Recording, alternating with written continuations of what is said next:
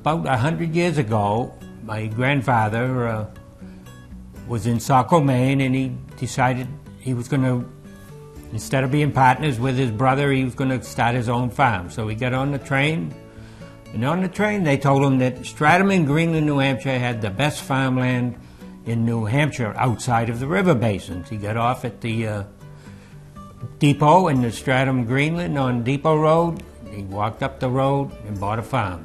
Back then the farmers worked together. We would work with other farmers to so that you could share equipment.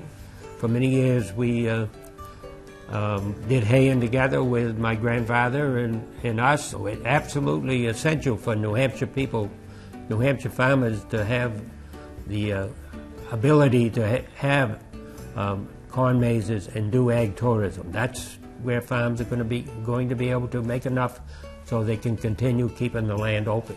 We are putting the land into a conservation easement, so it has to be farmed forever. It's the greatest thing that I think Stella and I have done, because it takes a part of the history of Stratham, and people will always be able to see that farms can be beautiful in the Rocky, New Hampshire.